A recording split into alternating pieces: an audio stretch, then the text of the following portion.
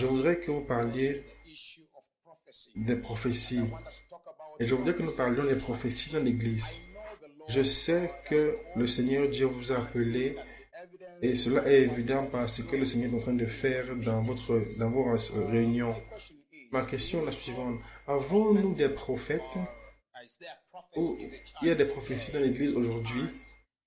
Et si nous avons des prophètes, avons-nous également des faux prophètes dans l'Église aujourd'hui?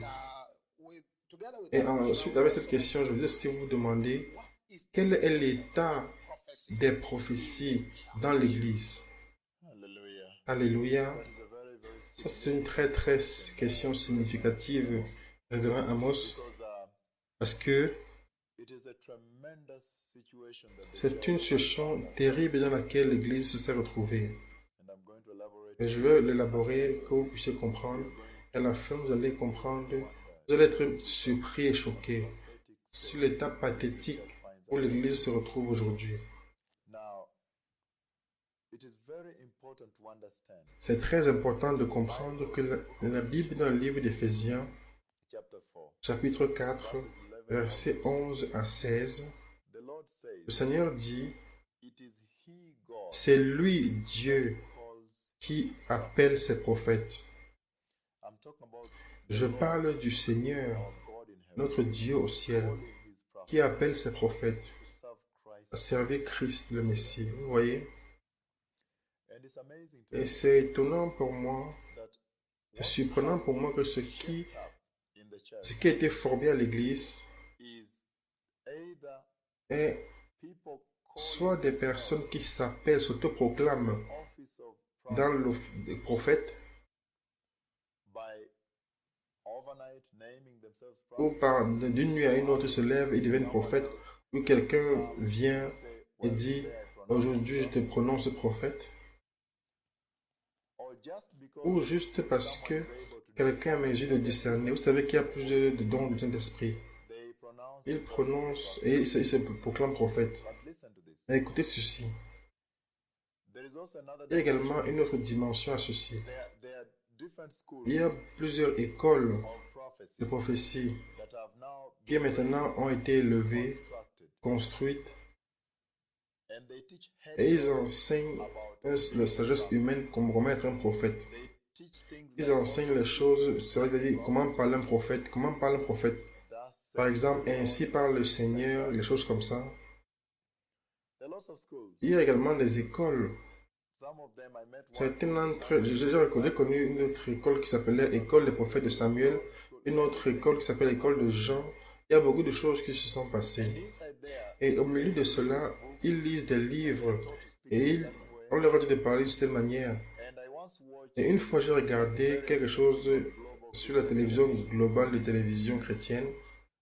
Et lorsque un homme est venu en avant avec 4 personnes, il a dit qu'ils enseignent à être prophètes. Il enseigne les prophètes, il forme les prophètes. Il a dit, maintenant vous voulez qu'ils prophétisent pour vous. Il les a appelés, ils sont tenus là-bas. Ils ont commencé à parler des choses là-bas de manière très artificielle et mécanique. C'était horrible de le regarder. En fait, j'ai dû éteindre la télé. Mais cela parle de la chute dans le prophétique. Et si vous regardez attentivement, le Seigneur dit que c'est lui qui appelle ses prophètes. Cela veut dire qu'il les établit avec l'esprit du Seigneur, l'esprit de sagesse, l'esprit de discernement, l'esprit de prophétie, le Saint-Esprit. Et cela va avec plusieurs œuvres. Nous sommes très familiers avec la Bible. Nous sommes familiers avec la Bible. Lorsque les prophètes sont envoyés à un endroit et certaines œuvres du Seigneur sont manifestées. Certains prodiges se passent là-bas. Certains d'entre eux, comme Jean-Baptiste, n'ont pas peut-être fait des prodiges, mais ils ont opéré sous l'onction des prophètes. Parce que le Seigneur les a donné une puissance en esprit. Et regardez, écoutez ceci. Ce que vous avez vu comme résultat de la chute, de l'évangile de la prospérité dans l'Église, C'est la séduction effroyable et fausseté qui est entrée dans l'Église. Elle est entrée dans l'Église et l'Église a embrassé cette fausseté et les mensonges. Où les personnes maintenant peuvent prophétiser sur les choses de la terre. Je vois que l'année prochaine, vous aurez une nouvelle maison, une nouvelle voiture. Je vois un nouveau travail qui vient à vous maintenant. Dans 10 jours, vous aurez un mari. Dans 15 jours, vous aurez beaucoup d'argent dans votre compte, et ainsi de suite. Vous voyez, c'est incroyable parce que si vous regardez la définition d'un prophète du Seigneur, comme la Bible définit, Dieu, premièrement, les appelle, premièrement. Deuxièmement, c'est lui qui établit le prophète avec l'Esprit du Seigneur. Numéro 3, le prophète du Seigneur doit toujours réprimander le péché. Numéro 4, le prophète du Seigneur va toujours conduire l'Église vers le roi qui vient. Pas à lui, mais vers le roi qui revient. Et également, dans le livre de Deutéronome chapitre 18, lorsque le Seigneur a visité sur la montagne, le mont Horeb, ils ont dit, ils étaient très inconfortables pour écouter du Seigneur, d'écouter de la part du Seigneur. Ils ont demandé au Seigneur que le Seigneur puisse établir pour eux un prophète parmi eux, afin qu'il ne puisse plus parler à eux de manière directe. Parce qu'il y avait le feu, les trompettes, la fumée, les tonnerres, ce qu'il y avait sur la montagne. Ils étaient terrifiés. Donc le Seigneur a envoyé Moïse leur dire que le Seigneur, leur Dieu, va établir maintenant un de leurs frères comme prophète. Et il parlera au travers ce prophète à eux. Et tout ce que ce prophète va dire, ils devront l'écouter. Ils devront l'écouter à moins qu'il les tienne coupables. Le Seigneur les tiendra coupables de cela. Écoutez ceci. C'est incroyable lorsque le Seigneur élève un prophète parmi eux. Parce que le Seigneur également a vu la fausseté qui devait arriver. Il semble que le Seigneur a déjà su que la fausseté parmi les prophètes va arriver et va créer une confusion entre la voix du Seigneur et la voix de l'ennemi. Donc le Seigneur a dit dans Deutéronome 18 que si ce prophète parle et tout ce qu'il dit se passe, s'accomplit, et cet homme, ce prophète, j'ai parlé avec lui, vous devez le craindre. Mais si quelqu'un parle, un homme parle, dit quelque chose, et ça ne vient pas, ça ne s'accomplit pas, alors il a parlé de manière présomptueuse. Il a parlé de manière présomptueuse, et cet homme, je ne vais pas parler avec lui, vous n'aurez pas le craindre. Donc il établit la ligne très clairement. Il a dit le vrai test d'un prophète, la vraie mesure avec laquelle mesurer un prophète, c'est quelque chose qui dit que peu importe ce qu'il va dire, si elle est tellement grande ou inimaginable, ce qu'il va me dire, cela doit s'accomplir. Prenez par exemple la tremblement de terre dont j'ai parlé, commençant par le tsunami en Asie.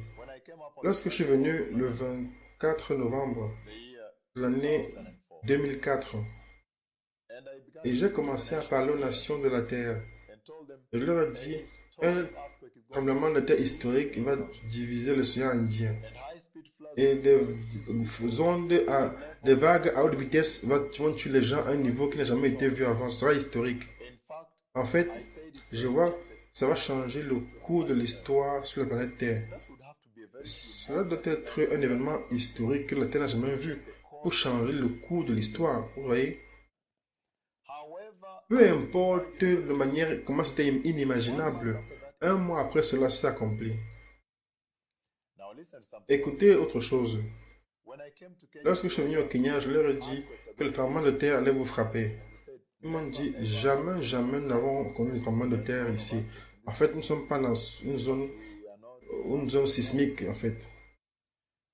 Même s'ils n'ont jamais vu le tremblement de terre depuis la création de la nation du Kenya, je les ai mis en garde en 2004. Je les ai mis en garde également de manière répétée jusqu'au 22 février 2007. Et ensuite, regardez, j'étais en Amérique du Sud en juin et j'ai envoyé un message au Kenya Écoutez, ça va commencer en juillet. Regardez la cascade non-stop des tremblements de terre qui ont frappé ce pays. Ça doit s'accomplir. Donc certainement, la vraie mesure avec laquelle mesurer un prophète, selon la parole de Dieu, que quel que soit ce qu'il dit, cela doit s'accomplir. Et il appelle toujours la repentance et l'éloignement du péché, parce que Dieu l'envoie pour réprimander le péché. Mais cette abomination qui est entrée dans la maison du Seigneur, où maintenant il prophétise les choses du monde et ne connecte pas l'Église vers le royaume de Dieu, dans l'aspect de la sainteté de Dieu, c'est certainement la plus grande chute dans l'Église. Et pour répondre à votre prochaine question, vous avez demandé quel est l'état des prophéties dans l'Église. Souvenez-vous que la chute dans l'Église que nous voyons aujourd'hui, c'est comme ça résulte du fait que l'Église n'a pas embrassé les prophéties. Parce que vous voyez, les prophéties vont réprimander le péché. Ils ne sont pas confortables avec le fait d'être réprimandés du péché. En fait, ils sont confortables avec le péché assis dans l'Église. En fait, le prophète est la voix du Seigneur dans l'Église. Il est la verge du Seigneur dans l'Église. Il est la verge du Seigneur au travers des nations de la terre. Parce qu'il parle de la pensée de Dieu dans l'Église et il parle de la pensée de Dieu à travers les nations de la terre. Et lorsque l'Église n'embrasse pas les prophéties ou les prophètes, alors elle perd la voix du Seigneur. Et donc, elle ne peut plus savoir ce qu'est la pensée de Dieu pour elle. Le prophète également, et les prophéties, pour le dire, a pour but de valider l'Église, parce que Dieu parle de manière constante. Valider l'Église sur l'agenda de Dieu concernant l'Église. Donc, l'Église puisse savoir que la dispensation a changé, la saison a changé, donc qu'elle puisse s'ajuster de manière appropriée pour être en phase avec le Saint-Esprit. Parce que souvenez-vous, le point commun, l'analyse finale, l'Église doit entrer dans le royaume de Dieu. Le même Dieu qui a envoyé le Saint-Esprit. Donc c'est pourquoi la chute dans l'Église aujourd'hui, c'est comme résultat du fait que l'Église n'a pas embrassé les prophéties. Et quelque chose également que je voulais mentionner ici, plus important, la dispensation des noces de l'agneau, la dispensation de la seconde venue de Christ. Toutes ces dispensations vont être annoncées par les prophètes. Parce que la Bible dit très clairement qu'il n'y a rien que le Seigneur va et fait s'il ne parle pas premièrement à ses prophètes, ses serviteurs des prophètes. Donc certainement, c'est une partie très importante des 5 ministères que si l'Église va être restaurée, elle doit embrasser et restaurer cet office, ce bureau prophète. Merci beaucoup, Dr. Aurore.